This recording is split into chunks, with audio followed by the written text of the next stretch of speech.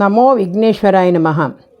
భాద్రపద బహుళ పాడ్యమి నుంచి అమావాస్య వరకు ఉన్న పక్షం రోజులన్నీ పితృపక్షం అంటారు, మహాలయ పక్షాలు అంటారు. ఇది పితృదేవతలకు తర్పణ వదిలే పక్షం. దీని వెనకాల ఒక కథ ఉందండి.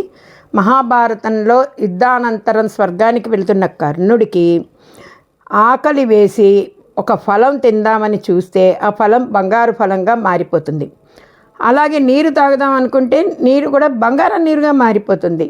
కర్ణుడికి ఉన్న అత్యంత గొప్ప పేరు ఏంటి అంటేను ఆయన దానకర్ణుడు. తోచినట్టు అడిగినట్టు మనకు కూడా చెప్తూ ఉంటారన్నమాట.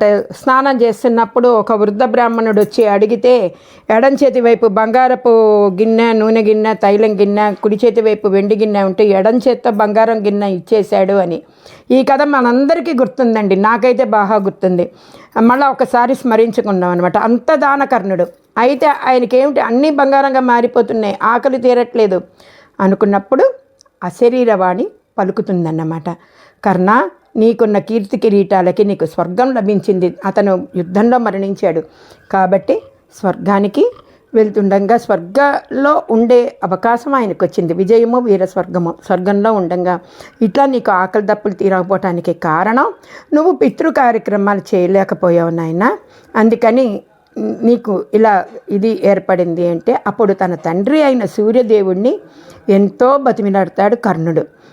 కర్ణుణ్ణి యొక్క వేదన గుర్తించిన సూర్యుడు ఇంద్రుణ్ణి అడిగి అతన్ని భూలోకానికి ఒక పక్షం రోజులు పంపించమని, ఆ తర్వాత అమావాస్య నాడు ఆయన మళ్ళా స్వర్గానికి వచ్చేస్తాడని కథ కాదండి, వాస్తవం. ఇప్పటికీ కూడా ఇది జరిగిన ఇన్ని వేల సంవత్సరాల తర్వాత కూడాను, సుమారు 5,000 సంవత్సరాల తర్వాత కూడాను మనం ఈ పితృపక్షాన్ని చాలామంది నిర్వహిస్తారు. మనం నిర్వహించాలి.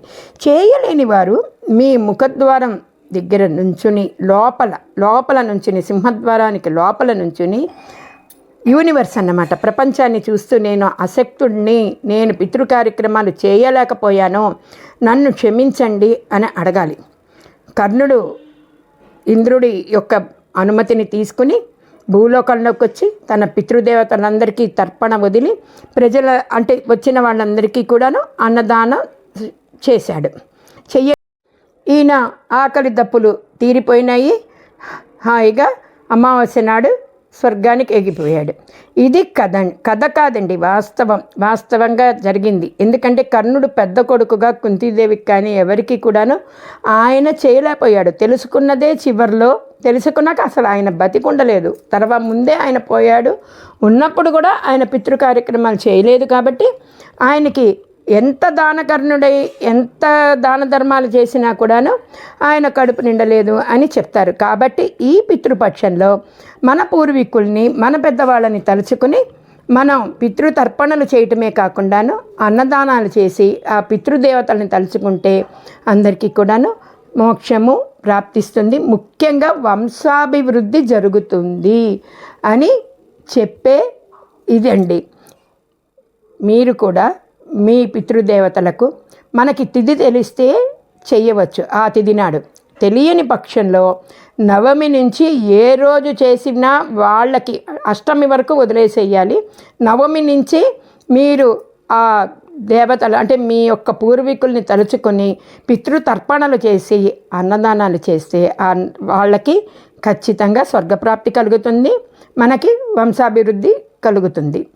ఇది పితృపక్షం యొక్క ప్రాముఖ్యత, మనం నిర్వర్తించాల్సిన ధర్మం, ఆ కుటుంబానికి చేయవలసిన విధుల్లో ఇది మొట్టమొదటిది మానవులలో.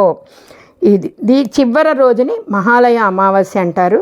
ఆ రోజున కర్ణుడు మళ్ళా భూప్రపంచం నుంచి, మన మానవలోకం నుంచి స్వర్గలోకానికి ఏగిపోయాడు. అది సర్వేజన సుఖినో భవంతు. సర్వం శ్రీ హరిహరార్పణం.